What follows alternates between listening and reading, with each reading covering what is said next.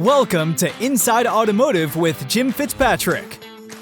Hey everyone, Jim Fitzpatrick. Welcome into another edition of Inside Automotive right here at CBT News. Staying ahead of today's market shifts isn't just about reacting. It's about really adapting and finding solutions to run your business better. Joining us today to break down what he's seen on the ground is Alex Perdikis, who's the CEO and owner of Koons Motors. Alex, thank you so much for taking the time out of your schedule to join us on the show. Thank you for having me. I appreciate it. Sure. So there's a lot out there to talk about right now. First and foremost, how is business at your stores? Business is strong. We're having a great year. I would say I've had conversations about this over the last month or so, but the first couple months of the year were a little bit dicey here in the DC market, lots of different reasons. And then I have to tell you the tariff situation really worked in our favor. And from, I'd say, mid-March until through September, we've had an incredibly strong run. And why is that? Why do you think it worked in your favor? Well, I think for Ford, our primary business is Ford and Lincoln. We have Mazda, so we have Ford and a couple Lincoln stores. And, so I would say primarily for the Ford business, they did a really great job with the America program, with the America First program and the employee pricing program for everybody in America. Just a great program. It was clear, it was concise. They were first to market with the message. Mm-hmm. It was very easy to execute on. And anyway, so it just created excitement, synergies. It was simple. And once you can do something with your team, especially with your salespeople and your managers, where everyone's working off the same song sheet, so to speak, everyone's excited about the program, customers understand it, the pricing, everything is clear and concise. That just builds a lot of consistency, confidence, and excitement. And so that really helped. That really helped propel us. And not just from our sales standpoint, things were strong. Profitability was great. F&I has had a great run. Good. And so so the sales side was great. And then as things kind of went on, they adjusted a few things when the program ended. But Ford's kind of been at the in the forefront with these programs, which has been great for us. So they took the lead. No question about it. And Jim Farley was talking about, not to switch gears here, but in terms of fixed ops, that there's 6,000 service bays without technicians. Comes at a time that the industry needs every technician they can get their hands on. How is that at your store? Are you short of technicians as well? So we have kind of a unique situation. We've got 42 techs and 41 bays. So it's a little in our Ford business. So it's a little kind of we're definitely not. We need space. We need more actual bays more than anything. So our challenge is a real estate facility, constriction, so to speak, or restriction, however you want to call it. We need to build out. We need to grow more. Fortunately, with our business, we've got some great leadership that grew from within in our fixed operations side. So that leadership has done a great job kind of molding and growing the talent. It's never perfect. We're always trying to get better. But yeah, I don't. That doesn't mean that we're not working towards the next generation of technicians because of what we have now.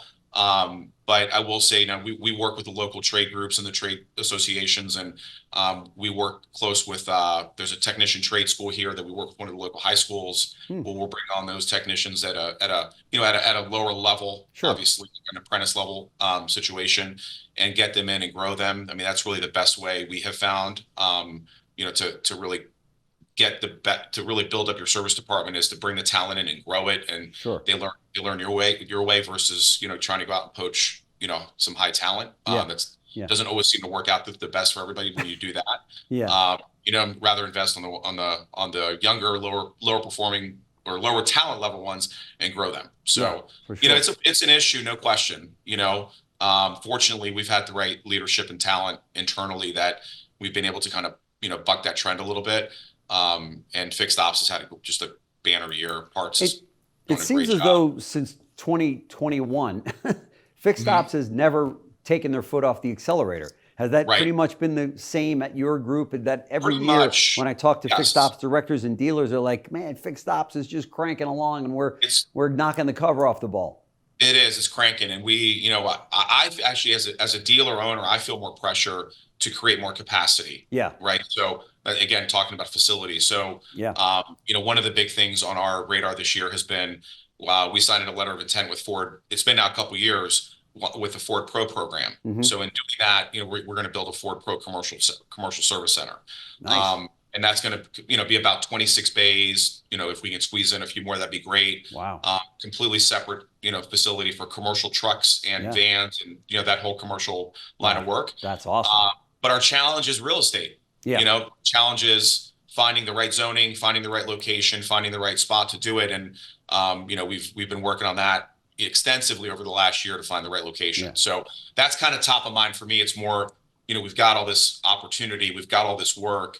Again, a great thing about being in the Ford business, we've got just a massive opportunity with the commercial, not just the commercial sales, but commercial servicing. Yeah. And, these people need their vans working. They need their refrigeration units, working properly. They need their, their cherry pickers working. They need all this stuff active. If a truck, a van, whatever it might be, is off the road in the shop, cost them thousands. That's exactly. Opportunity cost is tremendous. So, yeah, no question about it. Yeah. Hey, in September we saw an increase as high as I think 12% in terms of EVs, due in large part because the tax credit was ending September 30th.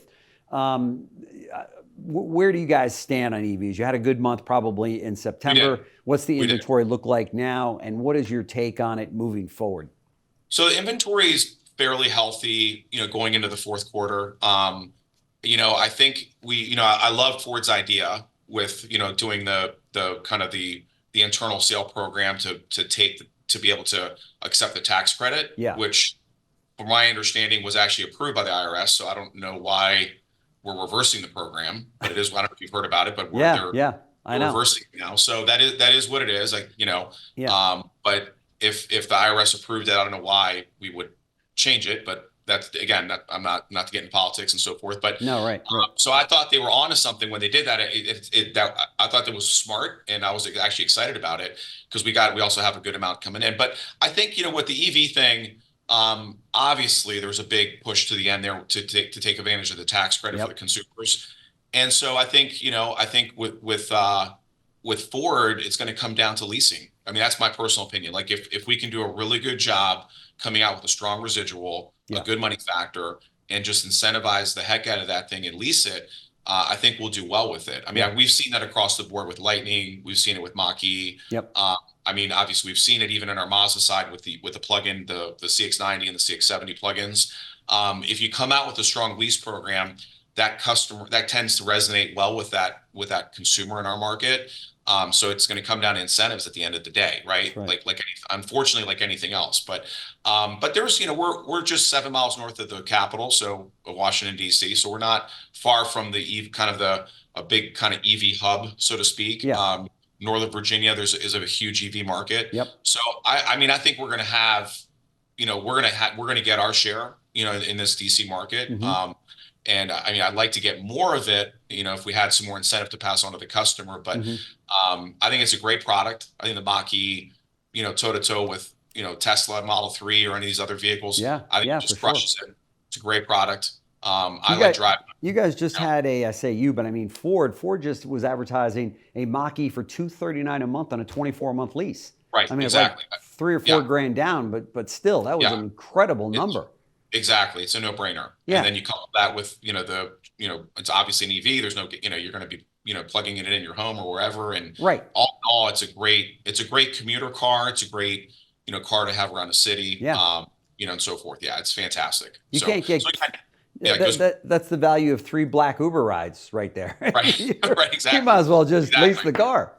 Exactly. Right? So if the programs are, they don't have to be crazy, but if they're sufficiently, supportive enough and it gets the customers just enough to make that decision, I think we're going to do well with it, and at the end of the day, it comes down to the product, know, and I think Ford, and I think Farley and his team do a good job with the new product that's been coming out with generating excitement and making it stand out and differentiating itself.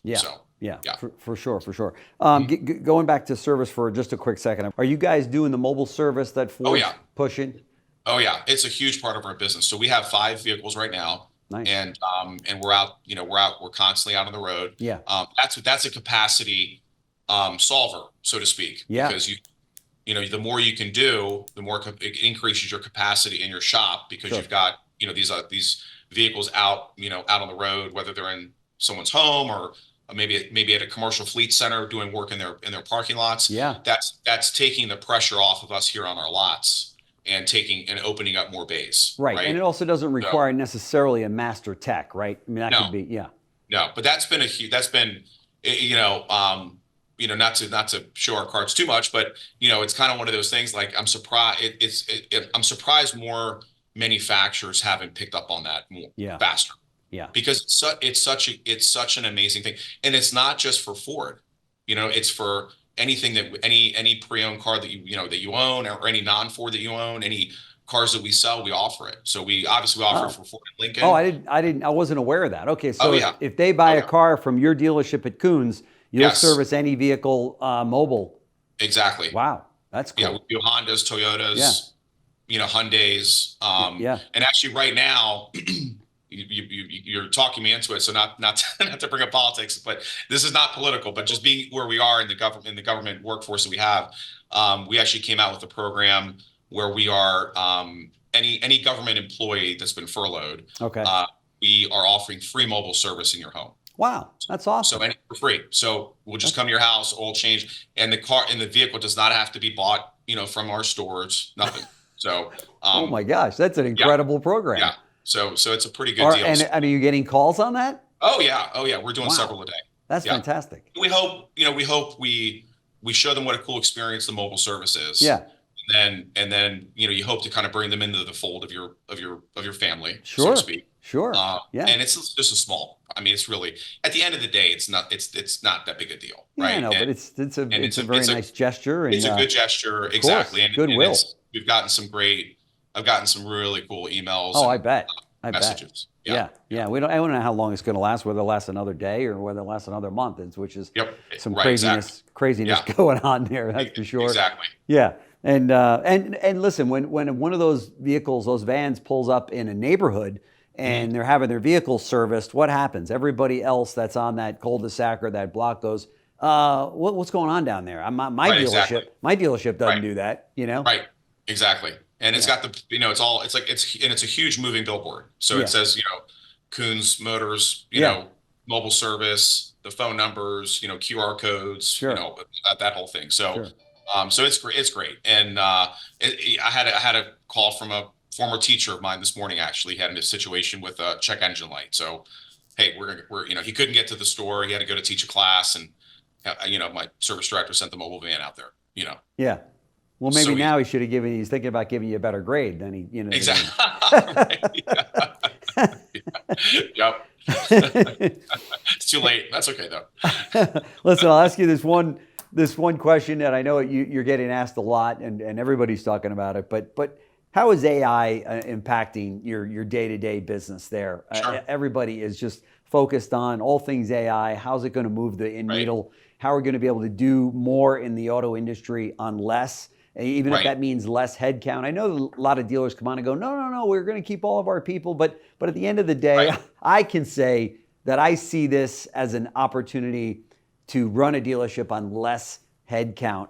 And I know that that's not popular. I won't make you say it. Sure. But from my standpoint, I see that that's where this could go. I think it's a good thing for the auto industry because we've been trying to get our hands around expenses for so long. And I think that AI allows us to do that, whether it be service calls, follow-up calls, appointment setting, whatever it is, right? Right. Definitely. Yeah. So look, it depends on the structure of your business. So I'm not a very big pro BDC person as an operator. I never was as a manager, as a general manager. Yeah. And now as a dealer owner, like I don't love the BDC concept because I've always felt like the best people on the phone, are your salesman, your general sales managers, your general managers, your used car directors. Sure.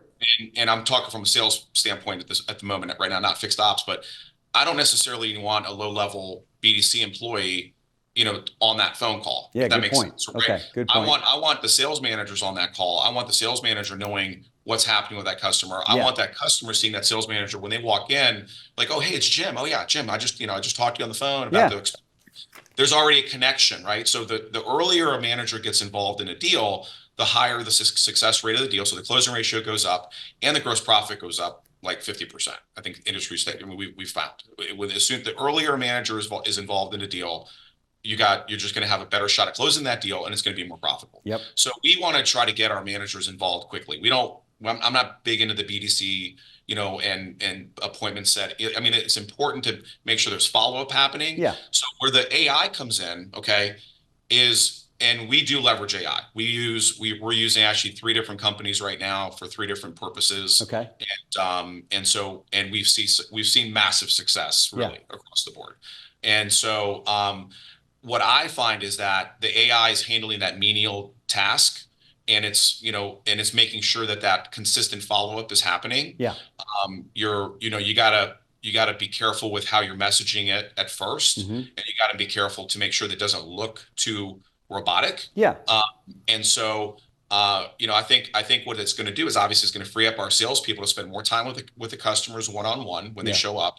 It's going to free them up to do a better job on a 6-position walk around, to go on a test drive. It's going to free them up to do all sorts of things, and they're not going to have to sit there and stress out about, did I follow, that my daily work plan wasn't handled because I didn't follow up with XYZ customers today.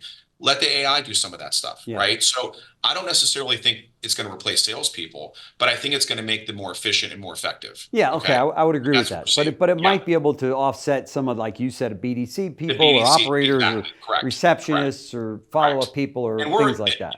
We're using it, not to get into other stuff, but we developed another system that we're using with our tech company, and it's just been unbelievable, the response we're getting from the clients, the ease of use, the appointment setting, and then the AI sets an appointment, and then it immediately turns it over to a group of managers.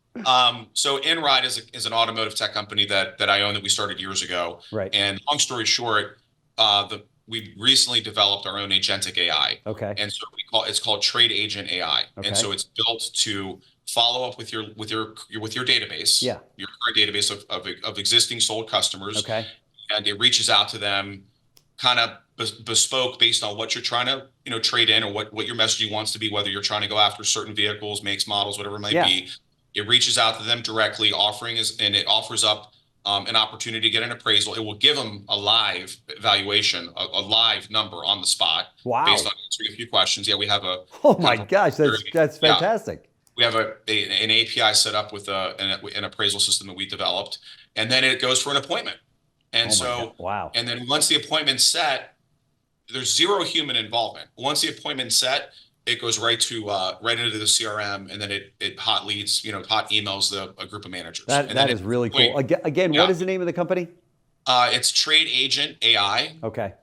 By InRide. So InRide's the company. Okay. And Trade Agent AI is the product that we're offering. Very cool. That sounds really cool. And it can do it by the hundreds, throughout 24/7. Thousands. I mean, and we have a follow-up pattern that we've developed using our dealership other dealerships as a guinea pig, more or less, right? Sure. So work out the kinks or whatever. Perfect it over time, and it's empathetic. It responds to like if you had a tragedy.